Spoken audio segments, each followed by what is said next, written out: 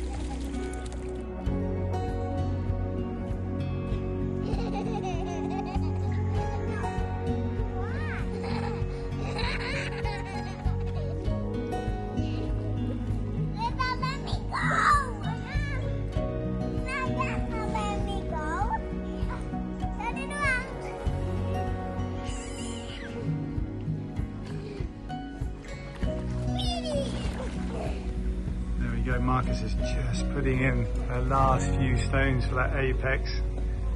And then I think he said that we're going to put in one of the windows, maybe this this window frame here, I'm not sure.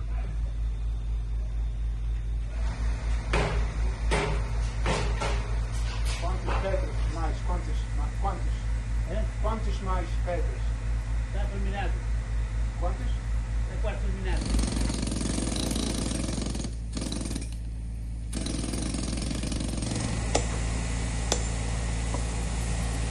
All right, I've just heard the generator fire up. That often means the crane is about to start working. You just see Marcus down there sorting out some of the janela pedra, the window stones. That kind of means I think that we're going to start putting some of those window frames into place now. Whoa, temperatures are soaring this afternoon, folks. It is so hot.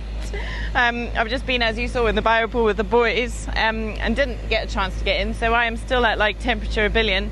But anyway, I've swapped with John. He's gone inside to play with the boys for a bit, and I've come out to watch these guys put this window frame in, which will be, yeah, pretty cool. So they're going for, I love this, I can see where they're heading.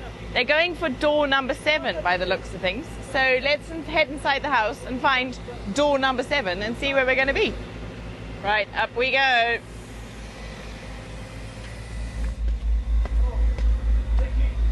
It's door number 2. Are we doing this one? There it is, door number 7. We are going to be putting in this one here, I think, first. That's what it looks like. And then probably the next one. I wonder if we'll do the top kind of lintel one. I'm not sure, but actually look how beautiful that looks now that the cement has dried over here. It looks really settled, and when that render is in, it's going to be stunning, these frames. I'm so glad we've decided to do those.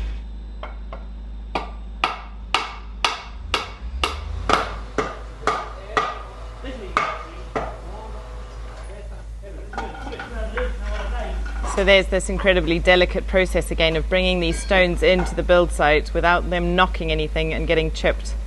So Roby's just climbed onto the scaffold there to just guide it down into place while he operates the crane.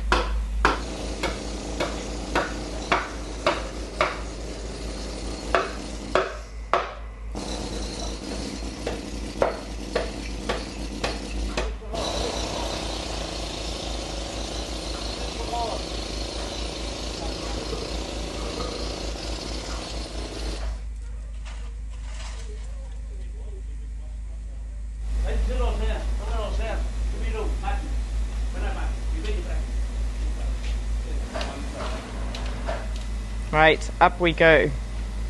Now this starts to feel a little bit tense because they've got to be so careful with that stone, and it is so heavy.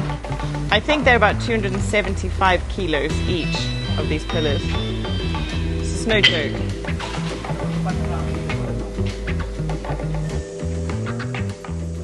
There's Marcus just choosing the face of the stone, if you will, making sure that that edge that's got the chipped bits goes into the building rather than sticks out.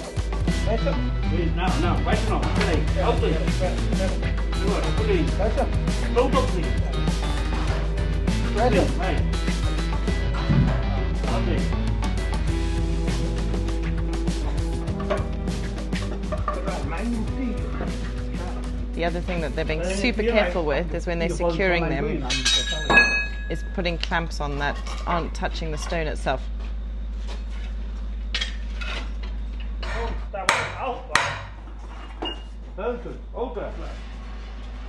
I know. I saw it and I couldn't believe it. Obi, what are you playing at, dude? Are you embarrassed? Why'd you do that? YouTubers just watch me clean that up. Oh, buddy, it's okay. We all make mistakes.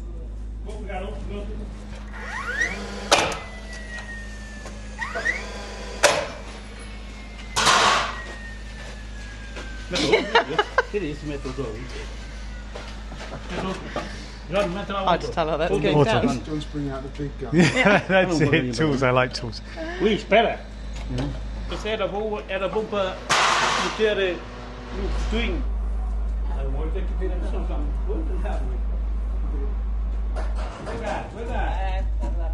Vai, só. Vai.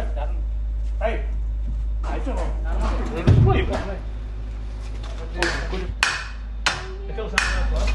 That's it. So the lintel's just going up now, which is amazing. After they'd really leveled and made sure everything was super straight. This is the fun bit, right?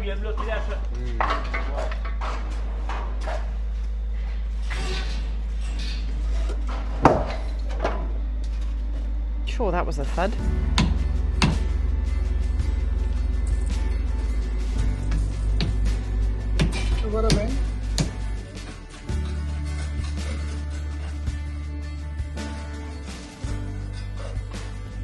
Building your own house has to be one of the most fortunate things that you can do in your life, and we are so grateful to be in the midst of this incredible opportunity. But sometimes things do go wrong. It's not all plain sailing, and there's definitely a need to take the rough with the smooth. Our promise to our team on site has always been to focus on the positives and to celebrate the wins, especially because we know how hard it can be to be filmed when things don't go to plan. Just ask John. So, we always give space when it's needed, and today was one of those days. In the long run, no harm done, and we come back again tomorrow to carry on. So thanks to you guys for being here for all of it, and we'll see you next time when Mario comes to help us out. Okay, we're going to the top of the hill. Yay!